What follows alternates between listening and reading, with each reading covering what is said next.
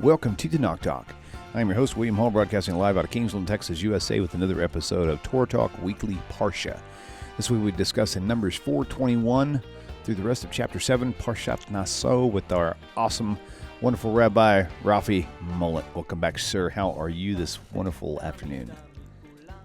Doing well. Great to be here. Great to have you here. Well, very good. Well, here we go, man. It's ready to rock and roll. Parshat Nasso. Here we go. Okay, thank you, William. Yes, sir. I just asked that Hashem should open my lips and my mouth should declare his praises, should say the right things that your audience need to hear. My shameless self-promotion, my YouTube channel is youtube.com/@Rabbi Rafi Mollot. If you enjoy my content, please visit my channel, drop a like or whatever they do there, subscribe, whatever it is. Anyway, let's learn Torah. Parshat Nasso. This is our second class on Parshat Nasso. We did last year. I'm going to try not to repeat the topics. Last year I re-listened to my class because I didn't remember what I said and I didn't really want to repeat. So I know in the last class from last year, which I recommend you all go and listen to, I gave like a summary of the topics in the Parsha. That was my practice in the beginning of the series, was to summarize the Parsha before going into insights. And then I stopped doing that, I think, to save time. So you just have to read the Parsha yourself. And we spoke about a few different topics a little bit in depth. And to a certain degree, I think we're going to have to revisit some of the topics, but we're going to approach them from a different angle. So one of the major topics that's focused on in this week's Parsha is the topic of the Sota. The Sota in Hebrew is the woman gone astray, as it were. And again, the Torah describes how a man experiences a so-called spirit of jealousy over his wife. Now, just to clarify, that's not to say that a man who's possessive and jealous can abuse his wife in the way that she goes through an ordeal in this week's Parsha when he's jealous. It's actually not an accurate grasp of the legal reality. The legal reality is that she first transgresses, and I mentioned this last week, but I'm going to, at least before I enter the topic, go through the basics. She first already abrogates the law in secluding herself with a man that's not her husband, which is forbidden by Jewish law. Jewish law forbids that a man and woman who are not married to one another or otherwise immediate relatives be secluded with each other. What is the legal definition of seclusion is maybe too big a topic to explore here, but whatever that means, they're alone with no one viewing them or potentially viewing them for a period of time during which, in theory, they may commit adultery. So she transgressed by being secluded. There's no knowledge that anything happened, but that transgression took place. This, of course, rightly upset the husband because she did do something immodest just by doing that. And he warns her in front of witnesses not to do that again with that specific person. And she does again, and there are witnesses that she repeatedly secluded herself with that person. It's at that point that he's justified to bring her, as the Torah describes, to Jerusalem, to the temple, to the priest, where she is, so to speak, tested with what waters, the Sota, the waters of going astray, whatever that means. They take water and they add into it dirt from the earth of the temple, and they take a scroll that has written on it the portion of the Torah regarding these laws in our portion. They dissolve the words into the water, and she has to drink it. Of course, if she confesses, she doesn't have to drink it, but if she confessed, and what is she confessing? If she's confessing that she committed adultery, then the marriage is then ended, but she lives. If she does not confess, she drinks the water. the Torah says that if she had become defiled through adultery, then she dies a sort of unusual death, and at the same time, the man who committed the act of adultery with her, wherever he might be in the world, dies simultaneously. And if she did not commit the act, so not that she's totally innocent because she did seclude herself wrongly with another man, but if she didn't commit a full-on act of adultery, then the Torah says the following. So let's take a look at that verse. The verse is in chapter 5, Numbers chapter 5, verse 28, where it says, Ve'im lo nitma'a ha'isha, if the woman was not defiled, utahorahi, and she is, so to speak, pure, v'nikesa, then she will be cleansed, v'nizra azara, and literally that means, and she will be seeded with seed. Now, William, what is the translation at the end of that verse, the Hebrew words, v'nizra zora? I'm translating it as, and she will be seeded with seed. What is your English translation? This says she shall be exempted and bear seed. Yeah. About the same. Exempted and bear seed. Bear seed. Right. Okay. So what in the world does that mean? She didn't do the full act that was accused or suspected, and so she's, what did you say? She's absolved, whatever. I said she's cleansed, okay. She's shown to be, so to speak, innocent, and she'll bear seed, or v'nizra zera, from the Hebrew word zera, meaning seed. She'll be seeded with seed, she'll bear seed. What does that mean? So the Talmud has something of a dispute on this matter of what the passage is. She'll bear seed, like all of a sudden she's going to have an immaculate conception, she'll become pregnant just from drinking the water and not having committed adultery. What's going on? So one opinion is that it means that if until this point she had been barren, if the woman had not had any children until now, having had to go through, unfortunately, this humiliation and been found innocent, as a blessing will come upon her, that she will be blessed with a child if she had no children. Now, what if she had children?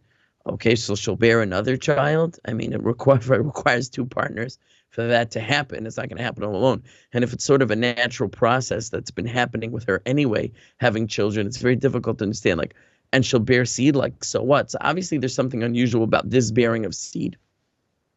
So again, one opinion is that had she been barren, she will become blessed with seed. Oh, but what if she wasn't barren? So then she will, it says that if Rashi, the famous commentator Rashi, brings this comment on this verse, he says if she used to give birth with pain, now she'll give birth with ease. And if she used to give birth to unattractive children, her children will now be beautiful. Meaning, and the Talmud actually lists a number of improvements and enhancements that Rashi doesn't elaborate on, that her seed will be blessed in a way that will be enhanced over previous. Her seed will be blessed. Okay. Now the dispute is the Talmud is one of the opinions there objects to the suggestion that if she would be barren, she'd become pregnant. And the objection is on this basis, because here you have a woman who's desperate to have children. She'll say, I know what I'll do. I'll go and I'll seclude myself with a man. My husband will become jealous. He'll warn me. I'll do it again. He'll bring me to the temple. I'll drink the water. I'll be shown to be innocent, and I'll get a child. And it's sort of almost, it would be encouraging women to put themselves in an immodest situation with another man, which is certainly not something the Torah would encourage. So by that logic, there was a view in the Talmud that objects to this alternative view that, oh, she'll have a child if she hadn't had one before. So there's an objection to that. Nevertheless, though, that is one of the opinions, that a woman who's barren will have seed. Otherwise, she will, at the very least, have an enhancement in her child if she does bear children. Okay. Now, on that note, the Talmud shares a story with us, a famous story from the Tanakh about a barren woman. And this woman's name is Hannah, also known as Hannah. Hannah, in the book of Samuel, 1 Samuel chapter 1, the very opening story, we have this righteous fellow. His name is Elkanah. Elkanah has two wives, Hannah and Peninnah. Hannah is barren, and Peninnah has many children. Yet, even though Hannah is barren and Peninnah has many children, it appears that Hannah was the preferred wife. She was the more beloved wife to her husband. But she suffered very terribly not having children. And not only that, it seems, the verses tell us that Peninnah used to taunt Hannah over the fact that she had children and Hannah did not. Now, in general, you have the issue of polygamy that arises in the Torah. This wasn't a topic that I was going to tackle in this class, but it just occurs to me. Polygamy, generally speaking, is not an encouraged practice, even though we see that the Torah sanctions polygamy specifically when it's a man with multiple wives and not the other way. It is nevertheless not encouraged, as we see from the fact that the vast majority of individuals that we encounter throughout the Tanakh and throughout the post-Tanakh period in Jewish history did not take multiple wives. This Adam did not have multiple wives. He was not created with multiple wives. It was one man and one woman, and this is the ideal. What happens is that there are circumstances that arise under which a man taking a second wife becomes something of a practical necessity. For example, an example is when a man's wife is unable to have children and the couple wishes to raise children. We have the example of Sarah and Abraham. Now, Sarah and Abraham, this is a tangent from what I was going to speak about, but it's interesting. Sarah and Abraham, we find that Abraham never took a second wife till Sarah was quite elderly and hadn't had children, even though she was barren, and he could have been justified to say, listen, I want to have children. I love you. I'm not divorcing you. I'm just taking a wife to bear children. As we see in the Tanakh earlier, you had wives that were kind of like specifically for bearing children versus the main wife that was the recipient of the husband's caretaking. But he never takes a second wife until Sarah insists, When Sarah tells Abraham to take her maidservant Hagar as a wife, it's only by her insistence that Abraham does so, because she says, Ulai ibanem mimena, let her bear you a child, and I will be built through her. Ibanem mimena, I will be built through her. Not having children was considered like a type of destruction. So like the word barren implies. She said, I want to have children. So if you have children with my maidservant, I can raise these children on my knee, and that will fulfill to some degree my motherly desire. Only at her insistence did Abraham take Hagar, her maidservant, as a wife. Isaac never took a second wife, even so long as Rivka was barren. And Jacob originally intended to marry only Rachel, and he worked for her for 7 years. He was tricked into marrying Leah, but he nevertheless wanted to fulfill his commitment to Rachel to take her as a wife. And on that basis, he ended up with a second wife sort of by accident, not on purpose. He never planned to marry both women. And even though we find that he takes their maidservants as a wives, if you read the verses, it's very clear that it was only because Rachel was barren. Again, very similar parallel story. Because she was barren, she begged Jacob to take her maidservant as a wife to bear children so she could raise them. And he only did it at her insistence. And then Leah became jealous because she had stopped having children, and she saw that now Rachel was getting the focus. And so she said, listen, if she can give you a maidservant to bear children for her, then I can also give you a maidservant to bear children for me. And the maidservant's children were seen almost as an extension of the wife's children. And she also insisted that Jacob take. But even in the cases of polygamy that we find, my point is that it was only in the case of some type of a necessity that arose, but never because the husbands were out to marry multiple wives. Not only that, but in the book of Samuel, in the first chapter, and I didn't prepare the verses, so you'll forgive me, Penina is the second wife of Hannah, and she's referred to in Hebrew as a tzara.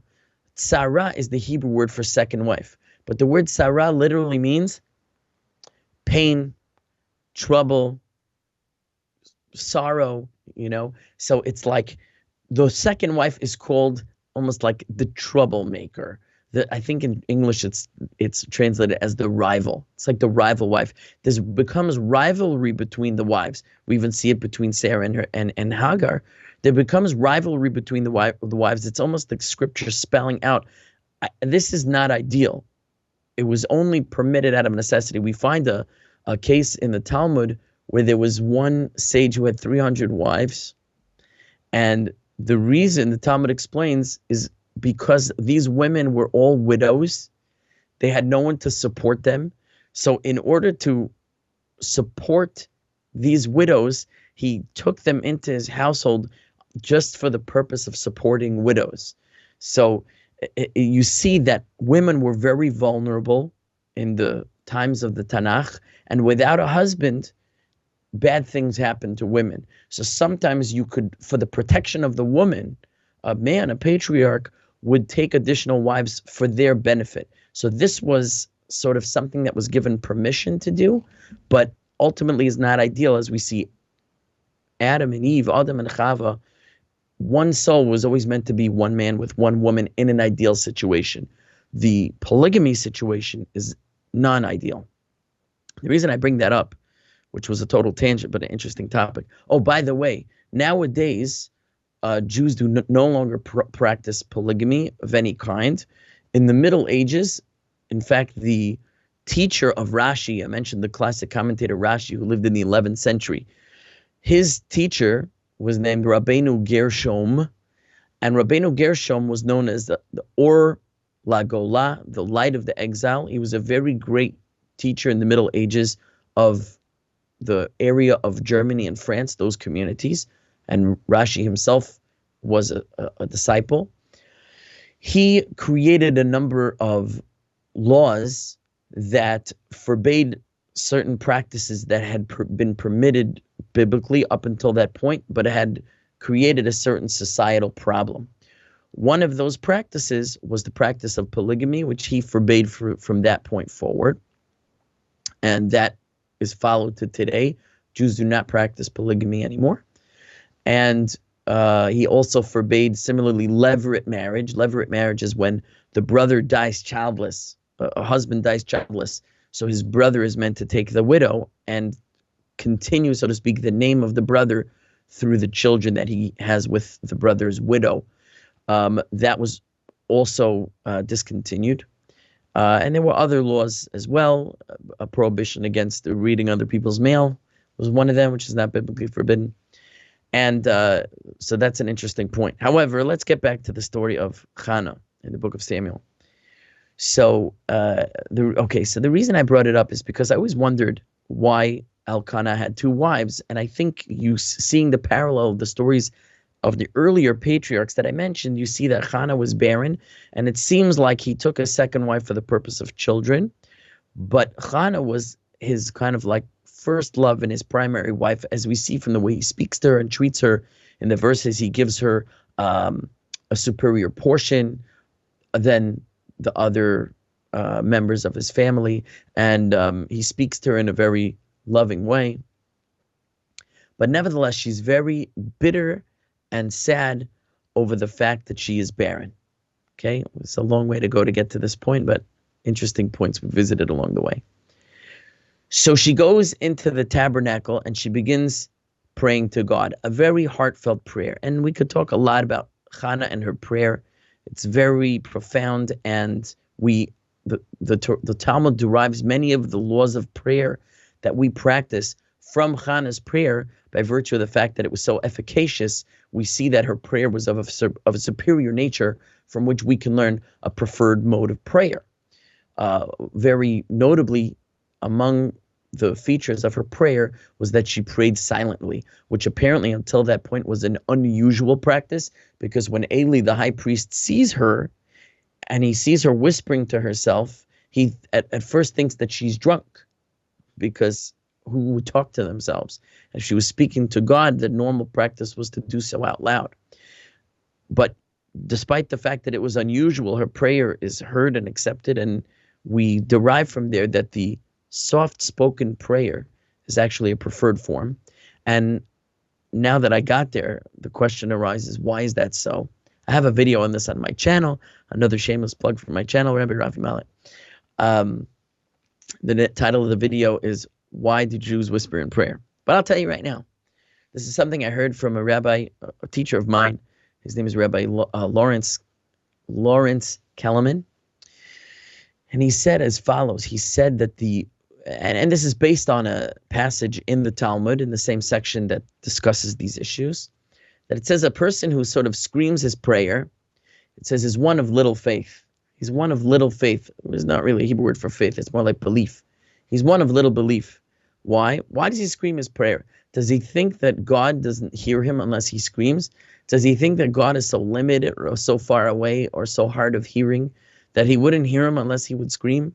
It almost puts a limitation on God to scream your prayers out loud. It's very reminiscent of when Elijah the prophet is having his face off with the priests of Baal on Mount Carmel in 1 Kings 18.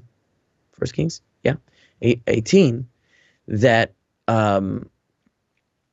Elijah is having his face off with them, and they're begging their God to bring the fire down, and they're screaming, and Elijah mocks them. He says, maybe you need to scream a little louder, maybe he can't hear you, maybe Baal's on vacation and he's too far away. He mocks them for screaming out to Baal. So the Talmud says if a person would realize how close God is to him and how infinite are God's faculties, he would understand that it's sufficient to whisper in prayer. The whisper in prayer is an acknowledgement of the all omnipotence of God, the omnipresence of God, that God is ever present, and he doesn't lack the ability to hear, and he's not so far away from us. When we whisper, we acknowledge the closeness of God, and in that acknowledgement of his closeness and his infinite ability, that brings us truly closer to God in a way of recognition that causes our prayers to be more efficacious, to be more sincere. But Rabbi Kellerman, he takes it one step further, and he says the analogy, in fact, in the laws of Jewish prayer, it says when a person is engaged in prayer, he should imagine that he's standing inside the Holy of Holies, which is a topic I would like to touch in this hour, but who knows what will happen. Like he's standing in the Holy of Holies, in front of the ark, in front of the cherubs, because in a certain way, when he's praying, he's as close to God as if he would be, so to speak, in the holiest of places. So Rabbi Kellerman, again, he takes it one step further, and he says, when we're praying to God, we're meant to understand that we're engaged in an act of intimate conversation with God. He said, imagine you're with your spouse in the closest confines, and you are up close with one another in such a way that your lips are inches from their ear. How do you speak to them when you are as close with your spouse as you can be? You speak in a whisper. Our feeling of closeness to God is meant to be such that we could whisper to Hashem. The closeness with Hashem is meant to be that we can whisper to Hashem softly, the way we would whisper to our spouse when we're engaged in the closest embrace. This we learn from Hannah's prayer. Now,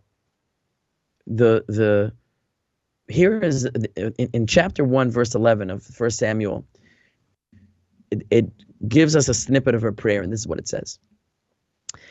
It says, Vatidor neder, she took a vow, she made a vow, and she said, God of hosts, here's the Hebrew, Im ra'o tir'eh Ba'ani amosecha. Imra'o tir'eh. If you will see, but the word for seeing is doubled. Ra'o tir'eh. So ra'o means seeing, and tir'eh means you will see. If you will see, you will see. It's doubled. Now, this type of doubling of the verb is all over Tanakh, and it's understood as an emphasis. So in English, it's usually translated as if you will surely do this verb. When the verb is doubled, it's emphasis. So imra'o tir'eh, if you will surely see. Ba'ani amasecha, ba'ani amatecha, in the poverty or in the affliction of your maidservant. So we're going to come back to that phraseology. And you will remember me, and you will not forget your maidservant. That's herself she's referring to. And you will give to your maidservant the seed of men. I will give him to God all the days of his life. Umora lo ya'ale al rosho, and a mora will not go upon his head. There's a question what the word mora means. Maybe it means a blade will not go upon his head, and she's vowing a Nazarite vow upon him, which is also in this parsha, the Nazarite, not to cut his hair. Some say mora means there will be no, like a moret, it's like a teacher or a master. There will be no master over his head. Like he'll fear and serve only you and no other master. Some say it's from the word yirah, which means fear. There'll be no fear over his head of anyone other than you. But either way, she said, I'll dedicate my son to you for the rest of his life, for all the days of his life. This might be a Nazarite vow, which is interesting that she could vow it upon her child, but be that as it may. Okay. So she makes a vow, please listen to my prayer and I'll dedicate my child. But the Talmud wants to focus in on this double language of ra'o tir'eh. See, you will see. Now, again, in the plain meaning, on the level of plain meaning, it's an emphasis. However, the Talmud has a way of analyzing verses that goes deeper than the plain meaning. And here the point is that the verb didn't need to be repeated. So the repetition already tells us that there's more being said. So here's what the Talmud says. This is in Tractate Berachot, page 31b. And it says as follows, if I could find my mouse cursor, okay. Imra'o tir'eh, if you will surely see, if seeing you will see, okay. Rabbi Elazar said, Chana said before the Holy One, blessed be he, Master of the universe, if you will see, imra'o, if you see, mutav, then it is good. Meaning if you see me as I am, and you judge me to be worthy to answer my prayer, good, let's leave it at that. The imlav, but if you do not see me worthy as I am to merit a child, tira, then you will see. Then you will see. She's saying, either see me as I am, or you'll see what's going to happen. And what is you'll see what's going to happen?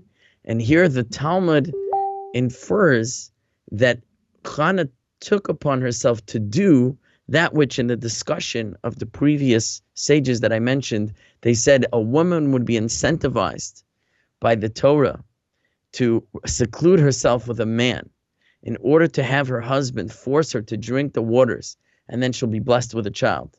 That this is what Chana, so to speak, threatened to do. She said, if you don't grant my prayer as I am, as you see me now, then you'll see what I'm going to do. I shall go, says the Talmud, I shall go and I will seclude myself in the eyes of Elkanah, my husband. He'll see or he'll become aware through witnesses that I became secluded with another man, and he's going to make me drink the waters of Sota. And you, God, cannot make your Torah false. Your Torah says that if I didn't commit the act, then I'll be seeded with seed. I'll merit it to have a child. I'll be blessed with a child. So if you don't give me a child based on the merit I have now, I'm going to force you to give me a child by carrying out this strategy that the sages were concerned about in the Torah. I'm going to do it. I'm going to do it because you wrote in your Torah that if she's innocent of the act that she's accused of, she'll be blessed with a child. That's what I'm going to do, said Chana. So If you listen, God, if you want that to happen, it's on you. You could hear my prayer as I say it now. See me now as meritorious. Otherwise, you're going to see what's going to happen next. It's like she's threatening God. a very strange passage in the Talmud. Now, there's a lot to discuss, but I want to focus on one commentary called Ben Yehoyada. Ben Yehoyada is by a sage who lived in the late 19th, early 20th century in Iraq, in Baghdad. He was known as Rabbeinu Yosef Chaim of Baghdad. He's also famously known as the Ben Ish Chai for another famous work that he wrote called Ben Ish Chai. And he writes in this commentary on the Talmud called Ben Yehoyada, he writes as follows. He says, how could Chana have said such a thing? How could she think that by abrogating the law of the Torah that somehow she would be allowed to abrogate the law of the Torah, not to become secluded? Not only that, but one of the things we mentioned in the class last year, which I recommend you go back and listen to, is that in this scroll that they mix into the waters of Sota, where the words get dissolved, which include the curse of the Sota woman that's written in these passages, includes God's name. God's name is in there. Now, it's forbidden to erase God's name, obviously. But yet here, we're commanded to erase God's name in the water. Why? We spoke about in the class last year, God says, for the sake of peace between husband and wife, I'm willing to have my name erased. We said a lot about it last year. That was one of the big topics. Very important topic. I'm not going to rehash it. Go back to that class, listen to it. God says, I'll have my name erased for the sake of restoring peace between this husband and wife. For peace, I erase my name, says God. But outside of that, you're not allowed to erase God's name. So here she's going to break the law, seclude herself with a man that she's not allowed to do in the first place. Have God's name erased on purpose? What kind of a suggestion is she making, right? And to think that somehow this would give her a merit to have a child? What kind of crazy suggestion is this? So he says this. He says, no, that's not the meaning of this passage. You've misunderstood this Talmudic passage. Rather, the meaning of the Talmudic passage is as follows. She says, if I merit by the things that I've done until this point to have a child, please hear my prayer in the merit of that. She says, but if not, I have another merit. God, I have another merit that I want you to see. Please see another merit. And you know what that merit is, God? The merit is that I could have gone and secluded myself with a man for the purpose of having myself drink the water and the purpose of, so to speak, forcing your hand to fulfill the promise in the Torah that a woman who's innocent, who drinks it, will have a child. I could have done that, and I didn't do that. I won't break the law to seclude myself with a man, and I won't cause your name to be erased, even despite all the pain that I feel that I have that I don't have a child. And the promise you make in the Torah to give a child to a woman who endures that process. I want that so bad, and I could do it, but I won't do it because of my love of you, Hashem, that I would rather endure the pain of childlessness than break your law or cause your name to be erased. She's saying, in the merit that I'm not doing that, despite the pain that I'm in, see that and grant my prayer and the merit that I have not, and will not do that thing. Now, what's incredible to me about this way of reading the Talmud, that she says, if you don't see by what I have done, see by what I haven't done, is it's such a beautiful, mind-blowing perspective of how we need to look at people and how we need to look at ourselves. And I'm going to go on a little bit of a tangent, which is related, and that's this. When I was teaching in Seattle, we had a teacher training on a certain methodology of classroom management, you might call it. You know, a teacher needs to not only teach, but also manage the behavior in the classroom. So there are many different approaches to classroom management, what they call classroom management, behavior management of the students. There's all kinds of strategies, and you get all kinds of gurus coming in and telling you, this is how you get the kids to behave. This is how you get the kids to behave. Here's one that came in that was so profound. It's a method called the nurtured heart. Some of you may have heard of it. Some of you may not. I'm not necessarily endorsing it, but in a certain way, I'm telling you what is so profound and great about it. And I benefited so much from this training, and I use it until this day. The idea of the nurtured heart is this. It's called relentless positivity.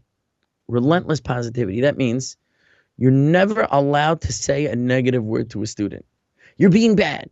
You're doing this wrong. Cut that out. But whatever negative things you instinctually want to say, and this is true for parents and children. Please, parents to children, please listen. Relentless positivity means you always find something good that they're doing. They could be the worst behaved kid in the class. They disrupt so much and they misbehave so much. Yet your job is to find one thing they're doing right. Find it. And that's what you focus on. And you say, whoa, I love the way you did that. If the kid sat down for 1 second in his seat, the rest of the time he's running around the classroom crashing everything on the shelves. The 1 second he sits down, hey, I love the way you're sitting right now. He gets up a second later. Okay, the question how to deal with that. And I can't do the whole nurtured heart methodology now. In other words, how do we deal with the discipline side of it? But one part of the strategy is the relentless positivity. You always find the thing they're doing right. Always find the thing the kid's doing right, because kids they feed off of, they're nurtured by positivity. The reason, unfortunately, a lot of kids act out is because they have such low self-esteem. They feel there's nothing good about them to see. So if you're going to see me bad, then at least give me all the attention you can, because at least I'm getting attention, right? If I can't get positive attention, let me get attention the only way I know how. But we need to teach the child that he can get what he's seeking, the attention, in a positive way. It's our job to find that little point of positivity and point it out, right? So for the 5 seconds that the kid is doing something wrong, that's when you catch the kid and say, I see what you're doing, and it's amazing. Always and what if you can't find that moment? So here, whatever he's doing wrong, you think of something worse, and you go, I see that you aren't doing that thing. Find the positivity in what they're not doing wrong. Now, sometimes for some kids, you're going to ask, comes an invitation. Oh, that's what, watch this. You think I'm not doing that wrong? You're almost giving them an invitation to do it wrong. In the beginning, it's always that way, because the kid is in this mode of negativity is all I know how to do. But if you're relentless in the positivity, and of course you have to do for all the children in the class, can't focus only on the kid who's misbehaving, because then you're rewarding it, and it's a whole system to it. Because in other words, you focus on the good. You focus on the good. The discipline comes in. I'll just give it to you because you're all wondering. So what do? Is that after you give them the drug, that positive feeling that is so nurturing to them, if they don't respond to it, all you do after relentlessly doing it for a while is you turn it off and you redirect it to the kids who are doing the right thing. And then you give it to them, And that kid's been getting that positivity, whatever that positive thing you found that he was doing or that he wasn't doing. And he's like, where'd it go? I got to get that back. And then he starts coming towards the behaviors that got him that positive feedback. But first, you got to give it relentlessly. If he doesn't respond, you turn it off. You don't turn on the negativity. You turn it off and you redirect it to where the good in the classroom is. And the kid's like, I gotta get that. And so they start moving, they start shifting. I was talking to the guy who did the training. He happened to be an Orthodox Jew in our community. So I was talking to him in synagogue on Shabbat. And I was comparing it with what I had been doing before for classroom management, which was a different system, which I also really love.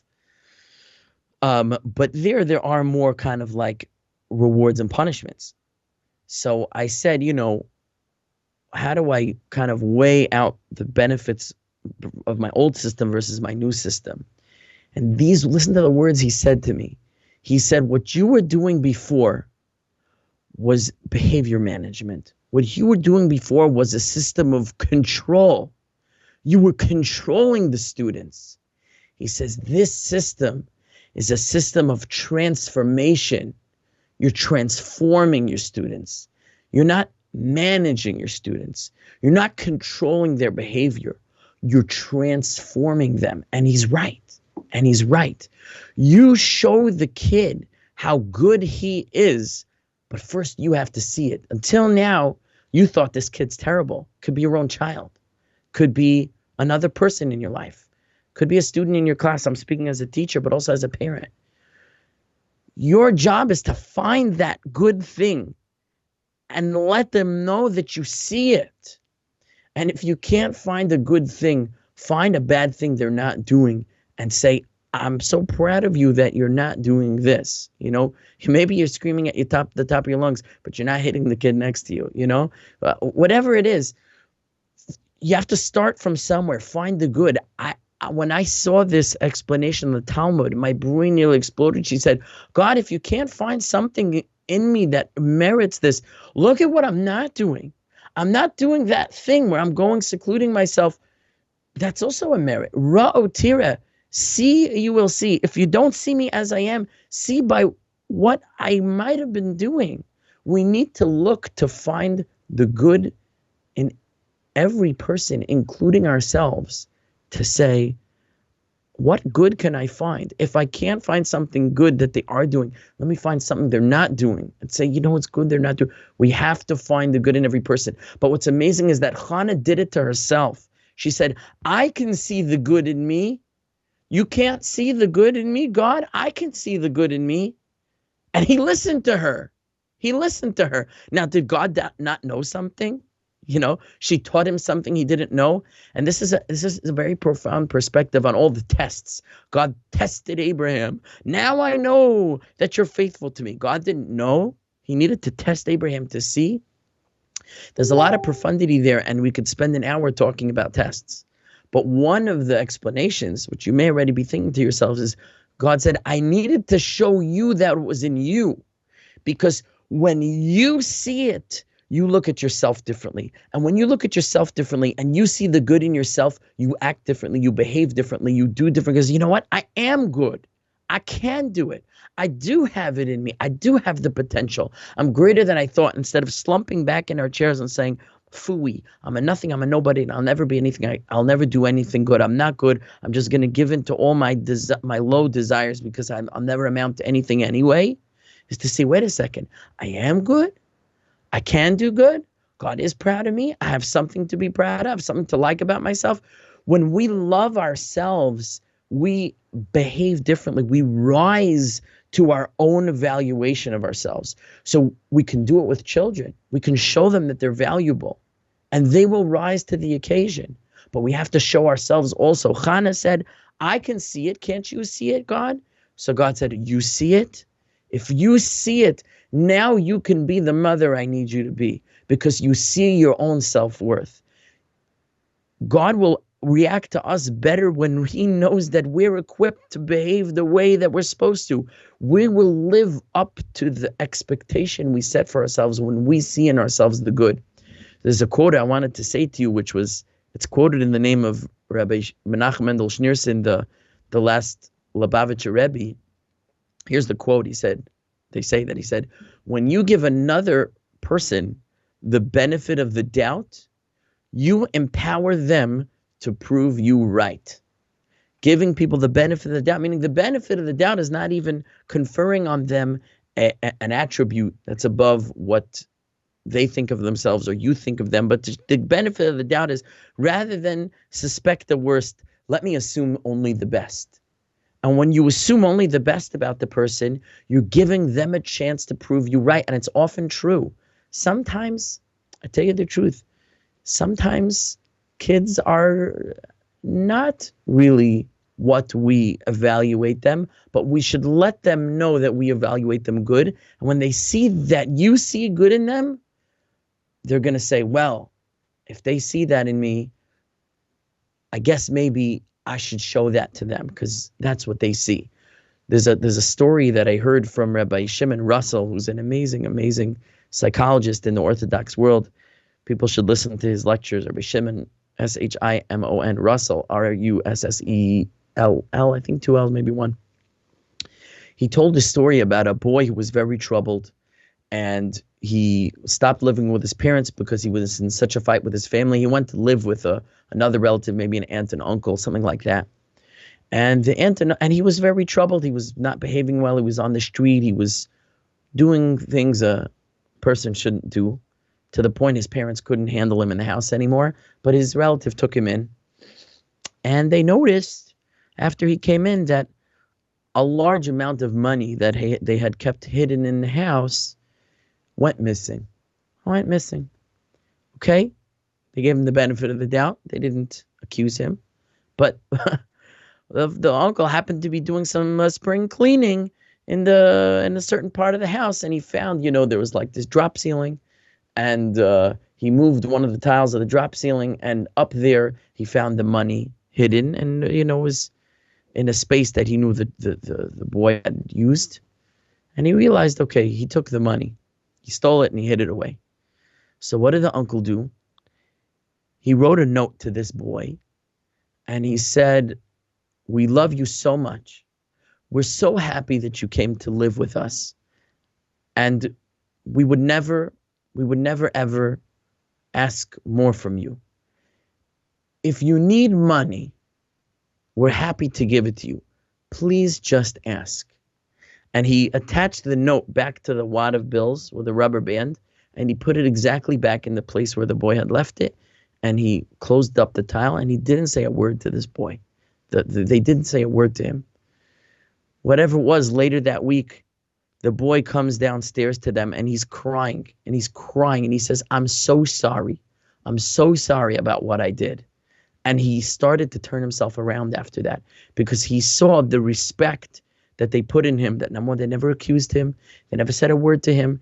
And they even let him keep the money, so to speak. He returned the money to them. He returned it to them. But they didn't take it back and say, what did you do? They said, we love you no matter what. We don't put any conditions on you. If you need money, ask it. All they did was show him positivity, and he melted. He just melted. He said, if you see that I'm a person who's deserving and worthy of that love, then I can finally also see it. And I'm not going to continue to be that way I was and do the things I was doing before. We have to learn from Chana. We have to learn from Chana that we need to see the good in ourselves and the good in others, and we'll be able to live up to that expectation. We can become better if we can see the good in ourselves. And sometimes that's all God is waiting for. That's all God is waiting for. That's all God was waiting for with Chana. You see, of course I see it. The point is, you see it. You see it. You have the same thing with Moshe and the Jewish people.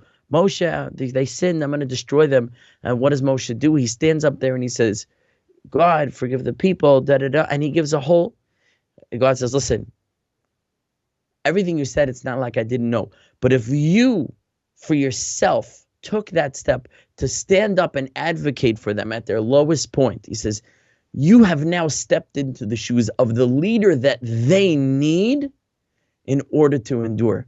If they didn't have a leader who was willing to do that for them, they couldn't be led in the direction to recover from the downfall they had. And then they would have been deserving of destruction, because they wouldn't have been able to recover. He said, but you stepped in and you did what was necessary. That was Moshe's test. He said, now you have created the space for yourself for you to step in and step up to being the lead. If they have a leader like you who sees the good in them, who loves them unconditionally, he can show them the good that they could be, that they could step up into that good and endure and survive and thrive and become who I need them to be. Now the destruction can be averted. It's very often the reason for a test. So when Hannah was able to look at herself like that, it did become a merit for her to have a child. We need to learn from Hannah. See the good in others. See the good in ourselves. Tell yourself how good you are. Tell others how good they are. They'll live up to it. You could improve yourself. You could improve the world. Now, I know we started a few minutes late, so maybe I can add in a little bit more over here. Absolutely. Go right ahead. Here's just a little bit more on that note. We had a few parshas ago the so-called clean and unclean animals, the so-called kosher and non-kosher animals, right? So it says if they have the signs of the split hoof and they chew their cud, they're kosher, so to speak. They're fit to be eaten. If they don't have these signs, they're not. And then the Torah lists 4 animals that has only one sign and not the other sign. This one has a split hoof, but it doesn't chew its cud. This one chews its cud, but it doesn't split its hoof. Not kosher. So it's like, you don't say. You told me it needs both signs. So why do you need to tell me this one has one and not the other? It's not kosher. You told me it needs both. It doesn't have both. It doesn't fit the formula. So I know already that it's not kosher. Why do you got to go and tell me it has one sign, not the other? It's not kosher. A lot of answers to this, but here's a profound answer I heard from the son of a famous pedagogue named Rebbitzin Jungreis. I don't know her son's name, also Jungreis, obviously. I don't know his first name. The famous Rebbitzin Esther Jungreis. I heard it from her son. He said, to teach you that even the worst person, you could find something good to say about it. You know, the pig, ugh, you know, but he's got split hooves. Okay, he's got one. Not kosher, you know what? He's got split hooves, you know, the camel. Not kosher, but you know what? Choose his cud. It makes no practical difference. But you know what the Torah says? You got to look for the positive. You got to find, he's a jerk, but you know what? He dresses nice, you know? You got to find in every person, including yourself, you got to find something. I challenge you all today. You should all do this. Today, right now, right after the class, take a piece of paper and write down 5 good things about yourself, okay? Don't walk away from the piece of paper and a pencil until you have written 5 good things about yourself, okay? Now, put it in a safe place. And tonight before you go to sleep, take out your piece of paper and read out loud. If you're embarrassed because someone else now, go in the room privately and read to yourself the 5 good things about yourself. 5 good things about me are. And read them to yourself. Now tomorrow, really do this. I'm telling you, it's going to change your life. Tomorrow, take out the same piece of paper and write down, if you can, 5 more things. Okay? 5 more things. That night, before you go to sleep, take your piece of paper and read to yourself out loud so your ears can hear. Somewhere private. Whisper it if you want to. These are good things about me. Read the list. The next day, write 5 more things. Okay? Do this every day. Now, you're going to say you're going to run out of things. I don't think you could run out of things. You get creative. Get creative, okay? Think of 5 good things you did that day. And if you can't think of 5, think of 1. Think of 1. Write down 1 a day. Start with 5, write down 1 a day. Just do at least 1. Please listen to me. At the end of a year, you'll have over 365, if you write 1 a day, right? 365 good things about yourself, even if it's a good thing you did, right? You could, and I'm not saying you won't have time to read that every day. Okay, so pick 10 to read a day, right? But reinforce to yourself, I'm a good person. There's good in me. And again, it could be like Hannah. I'm sure you could think of 5 things during the day that you thought about doing that you knew you shouldn't have done, and you actually did not do them, right? You got in a fight with your spouse, and you didn't stab them with the kitchen knife. Write it down. Write it down. You were angry, and you chose to keep quiet, right? You only used the 1 epithet against your spouse today instead of 7, okay? Get creative. Find the good. But the more you find, the more you'll discover. And the more you reinforce to yourself, I am a good person, You're going to live up to your own assessment. You're going to live up to your own assessment. And do this with others. Find good things about your spouse. You should have a second piece of paper. 5 good things about my spouse. 5 good things about my spouse. Now, there's a story that I heard from my Rabbi Moshe Pluchak. He told around the time I got married. Maybe it was right before, right after. I don't exactly remember. But he said this story. He said there was a husband and wife. They were in a fight. I probably told this story to you guys last year. Husband and wife were in a fight. And the husband stops and says, you know what? I don't want to argue. I don't want to argue. I'm going to take a piece of paper, and you're going to take a piece of paper. And just write down 25 complaints. And I'll write down 25 complaints. And we'll switch papers and we'll just read. Let's not argue. Let's not fight. And so they do it. They write down. And he says, first I want you to read mine. So he gives her the paper. And she looks at it. And he wrote down, these are the things that I love about you. And he wrote down 25 things that he loved about her. And she started to melt when she read it. And he said, now let me read yours. And she crumpled her paper up and she threw it she tore it up into a million pieces and threw it in the garbage. She said, no, I won't let you read it. And that was the end of the fight. Now, this was a very smart husband, and all of us could be that smart person, whether it's between us and a spouse, us and a sibling, us and a parent, us and a child, us and a friend, or not so much our friend anymore, a coworker, an acquaintance, a person in our life. Find the good in the person and let them know that you see it. And they'll live up to the good that you assign to them. Okay, I had a lot more to say on this subject, but I feel that we're kind of at the end of our time. So there was more I wanted to say, but I think we'll pause it over here. Okay. Okay. It's up to you. If you need a few more minutes, go for it. Thinking maybe one more. Go for it. One more little closer. Okay. So here, I'm going to read a little quote that I got off of like Facebook or something. Anonymous. I don't know who said it, but I think it's a nice quote. When people saw a barren woman in Sarah, God saw the mother of all nations. When people saw a poor young shepherd in David, God saw a mighty king of Israel. When people saw a poor prisoner in Joseph, God saw a powerful minister of Egypt. So never mind what people see in you. God has a perfect plan for you.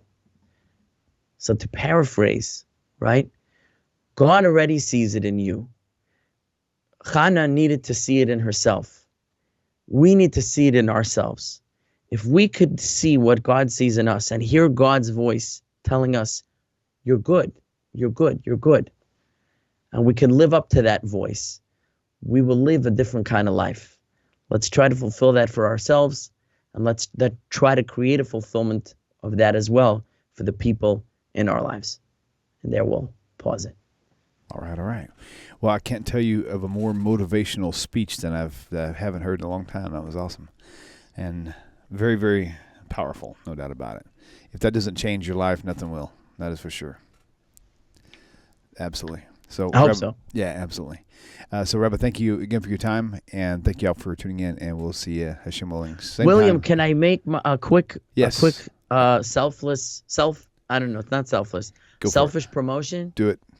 Shameless promotion? Yes. But now that you came to the end of the hour and you heard my class, if you like my content, think about visiting my channel, youtube.com/@Rabbi Rafi Mollot, and subscribe, watch some videos, like some videos, share some videos. Okay, that's all I had to say. You Everyone also have a great week. You also tomorrow night is a Shavuot holiday. For those who celebrate it, have a happy Shavuot. It's the day when we commemorate receiving the Torah at Mount Sinai. And I hope everybody has a beautiful commemoration of the day in their own way. Very good. And so you also, don't you have like is it a TikTok channel or something like that? I don't know. There's something else I've seen, little mini videos. I have an Instagram. Instagram, that's what it is. Yeah. I have an Instagram at Rafi Mollot. At Rafi Mollot. I try to post short videos there, like I post to YouTube Shorts. I try to post short clips. I've been a little derelict in that. I've just been so busy that I haven't had time in my life to edit little short videos and upload them. But yes, I do have an Instagram with many hopefully nice inspirational little items on there if people enjoy Instagram at Rafi Mollot. I have a Twitter at Rafi Mollot, but I'm not so active on Twitter. So I think I'm mainly active on Facebook and on YouTube. If you want to contact me, RabbiRafiMollot@gmail.com.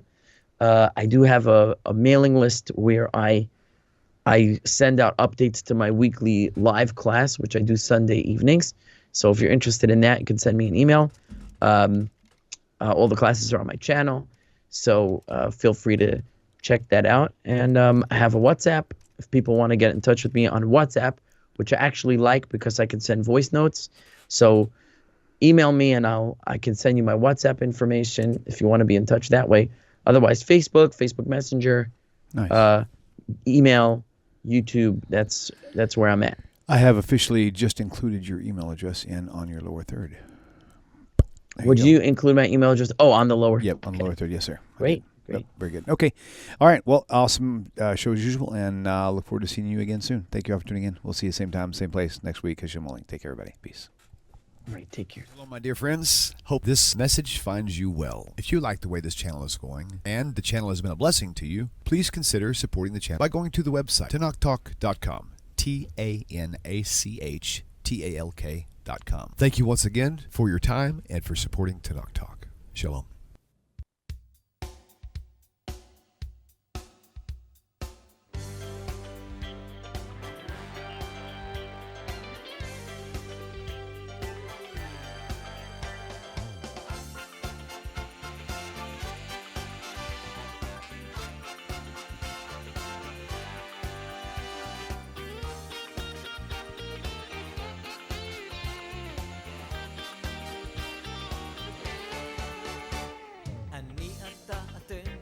תמיד כולם ביחד, חשוב מכל חשוב